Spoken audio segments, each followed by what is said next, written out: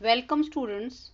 Today our topic is excretory system part 2, mechanism of urine formation, यानी मूत्र निर्माण की क्रियाविधि। हमने इससे पूर्व में मूत्र निर्माण की जो स्ट्रक्चर्स हैं जैसे किडनी है, नेफ्रॉन है, इसके बारे में आपको बताया था।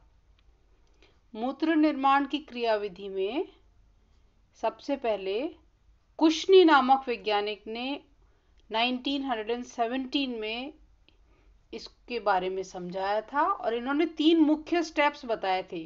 Number 1 ultrafiltration, number 2 selective absorption, number 3 secretion.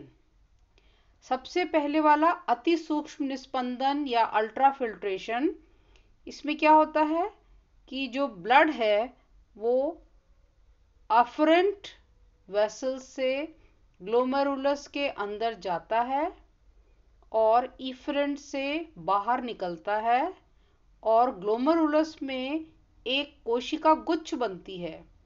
तो ये जो कोशिका गुच्छ है ये इसकी मेम्ब्रेन बहुत पतली होती है और ये अत्यधिक पारगम्य या परमिएबल होती है।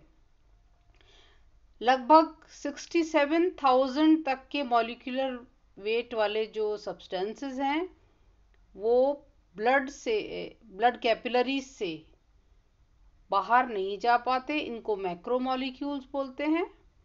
और छोटे मॉलिक्यूल्स जो आसानी से इनसे बाहर निकल जाते हैं उनको माइक्रोमॉलिक्यूल्स या लघु अणु कहते हैं, जैसे water, sodium, potassium, chloride, bicarbonate, salts. ठीक है। अब इस प्रकार से ये जो बाहर निकलता है उसको हम नेफ्रिक फिल्ट्रेट या ग्लोमेरुलर फिल्ट्रेट कहते हैं। ग्लोमेरुलर फिल्ट्रेट के अंदर लगभग जो प्रोटीन है वो प्रोटीन रहित प्लाज्मा कहते हैं उसको, प्रोटीन उसमें नहीं होता तो इसको प्रोटीन रहित प्लाज्मा भी कहते हैं। लुडविग नामक वैज्ञानिक ने, अगर हम देखें इसमें तो लुडविग नामक वैज्ञानिक ने इसको समझाया था कि रुधिर दबाव में जब परिवर्तन आता है तो उस परिवर्तन में एक रुधिर दाब उपस्थित होता है और ये जो प्रेशर है ये ही इसको फिल्ट्रेट को बाहर निकालने में मदद करता है कैपिलरीज से। तो आप देख रहे हैं GFR, GCP, OP, RP, ये क्या क्या हैं। GFR का मतलब ग्लोमेरुलर फिल्ट्रेट रेट, GCP का मतलब ग्लोमेरुलर कैपिलरी प्रेशर, OP का मतलब ऑनकोटिक प्रेशर, RP का मतलब रीनल प्रेशर। आप चित्र की सहायता से भी इसको देख सकते हैं कि जब अफरेंट आर्टीरियोल से जो ब्लड आता है वो लगभग 70 या 75 मिलीमीटर्स ऑफ मर्करी कॉलम का होगा। फिर इसमें देख रहे हैं हम GCP, ये होगा 70 और OP 30, RP 20। तो 70 में से अगर हम माइनस कर देंगे 50 को तो 20 मिलीमीटर्स ऑफ मर्करी कॉलम का प्रेशर सफिशिएंट होता है। इस चित्र में भी आप देख रहे हैं। और ये फिर प्रेशर ऐसा है कि इससे आपका जो निकलेगा कैपिलरीज से होता हुआ इसको हम बोलेंगे रीनल प्रेशर, रीनल इंट्राट्यूब्युलर प्रेशर। ठीक है। इस प्रकार तो ये जो दाब है ये उत्तरदायी होता है रीनल प्रेशर के लिए। दोनों किडनीज में 1 मिनट में लगभग 130 मिलीमीटर्स ऑफ ग्लोमेरुलर फिल्ट्रेट होता है। इसके अंदर फिल्ट्रेट में जल, salts, glucose, amino acid, urea, uric acid, creatine आदि उपस्थित होते हैं। फिर हमने दूसरा पॉइंट हमने देखा था सेलेक्टिव एब्जॉर्प्शन, जिसको वर्णात्मक अवशोषण भी कहते हैं। वर्णात्मक अवशोषण ऐसी प्रक्रिया है जिसके द्वारा ग्लोमेरुलर फिल्ट्रेट में उपस्थित जो आवश्यक पदार्थ हैं, जिनको किडनीज में रहना आवश्यक है या अपने ब्लड में रहना आवश्यक है, वो नलिका द्वारा अवशोषित करके, एब्जॉर्ब करके पुनरुदर में पहुंचा दिए जाते हैं। और इस प्रकार तीन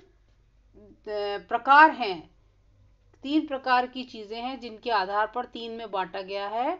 number 1 high threshold substances, number 2 लो थ्रेशोल्ड सब्सटेंसेस, नंबर 3 ए थ्रेशोल्ड सब्सटेंसेस।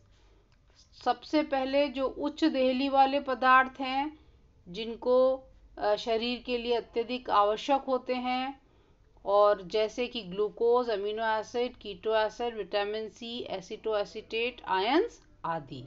दूसरा लो थ्रेशोल्ड सब्सटेंसेस या निम्न देहली पदार्थ, जिनको पूर्ण रूप से अवशोषित नहीं हो पाते, जैसे कि यूरिया।